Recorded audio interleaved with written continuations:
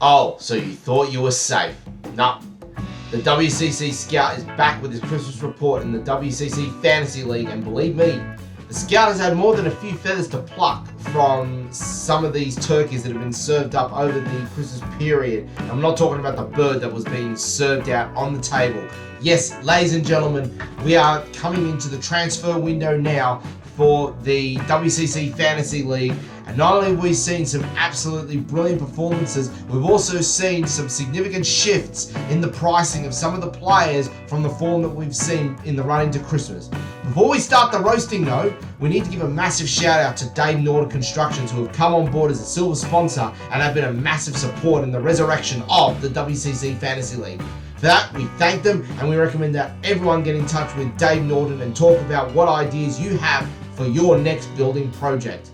So far, we have 3 of the 5 grades in the top 6 of their respective competitions, and we're starting to see some serious trends forming so far. So with that, let's see who the big movers have been and who has taken this season by storm in the run to Christmas. Our top 5 players to start off with, and in first place, it is Ronnie Marjan with 260 points. Yes, one of the debutants from the park competition this year. Ronnie came in with a price tag of over $115,000, and he has seen his stocks increase out of sight. Not only has he met the value that he was given at the start of the year, we think he's added another $35,000 on top. His bowling performances have put opposition teams in a tailspin. He's currently picked up 204 points from bowling, which has included a 5-wicket haul to start the season. And he's added a new dimension to the first grade team that is threatening to blow the competition wide open.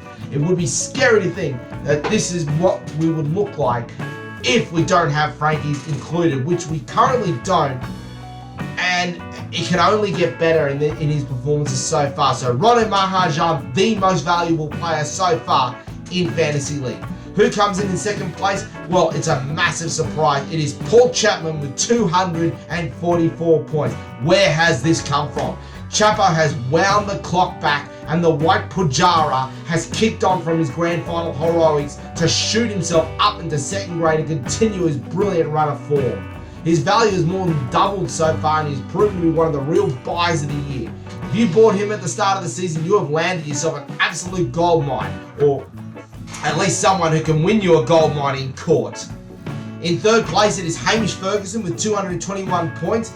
It can't be easy being an opening batter and captain at the same time. Just ask Mark Taylor. But Hamish has revelled in his dual role and has led from the front superbly this year, knocking up a solid tally of runs and giving some very good starts for this first grade lineup. Another one has ended up being a big gainer in value. Hamish's value has increased substantially and could be another one posing difficult questions as to whether to make the trade to include him or stay with him for the rest of the season. In fourth place, one of the young guns, Cooper Hatvani, with 216 points, and it is the latest edition of Hanging with Mr. Cooper, or in this case, Hanging with Master Cooper, as the young quicker has come of age this year. While he has let his bowling do more of the talking, he has made contributions all over the park and is certainly making a bit of a case to be taken seriously as a future all-rounder. He's made some valuable lower-order runs. He's taken 3 catches so far this year, and Cooper Hatvani has become an integral part of the 4th grade lineup and could hold the key to the team going back-to-back. He started off with a value of just $15,000. I dare say that has jumped incredibly well. Again, another player where you have to ask the question, do I stay with him or do I cash in and buy someone? Finally, in 5th place, Gabe Harris with 203 points. This prodigious talent has many players, including the scout, questioning what he was going to be doing this year in terms of availability for playing. Gabe Harris has responded in the best way possible with quiet belligerence, bringing results. His batting quite hasn't taken off so far this year, but he hasn't lost his touch to scare batters in the lower grades with a combination of pace and bounce. If his batting does return to form, then it will only be a matter of time before he takes his game to the next level. For now, we have to settle with Gabriel Van Helsing Harris putting stakes through the hearts of oppositions. So, with the top 5 players in place, what does the ultimate team now look like in terms of points gained, and how much would this team actually have cost at the start of the season? Your top 5 batters, we've already mentioned Paul Chapman and Hamish Ferguson.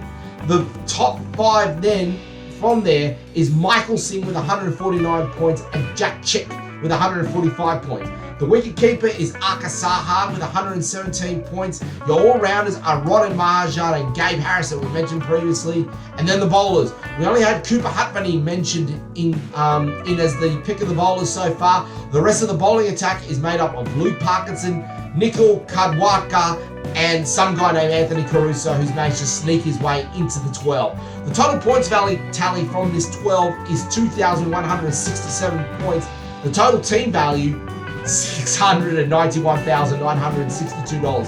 Clearly this team would have needed to have exploited the salary cap to Melbourne Storm levels to be able to achieve this, but it has to be said that the scout did look very closely into this, and the optimal team is actually not far off this lineup here. If you replace Akasaha with Lockie Johnson, then you would have made a saving of $180,000. It would have gotten you within a whisker of making the salary cap.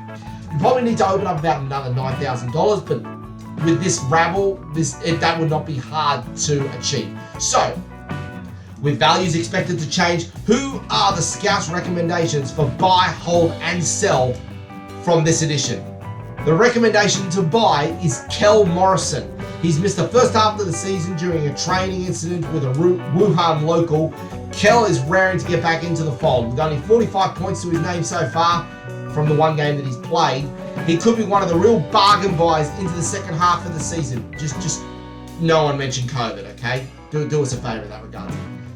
In terms of players to hold, and a really difficult one here, it's Akasaha. Now, Sonny has been quiet in the first half of the season, but that just means he is very close to launching again. Last year's competition leading run scorer hasn't quite found his rhythm, but with plenty of matches to come in the second half of the year, we think Aka is one game away from engaging beast mode again and showing why he was the highest run scorer in Shires last year. In terms of players to sell, the scout has recommended selling Gabe Harris. He's one of the biggest gainers in value, especially as a percentage at the start of the season. Now's the time to cash your chips in on Gabe. He's a prodigious talent, make no mistake, but the question will be how long will this last? The scout thinks that those cashing in now on Gabe will make a very tidy profit and can use that money to buy someone else. We will have the updated prices coming to you today. We will be able to show you where you can go. Make sure you email through your changes. You're allowed 3 transfers now through this transfer window, and the scout will be coming back with a report towards the end of the month. Once again, this has been the Scout Report for Christmas.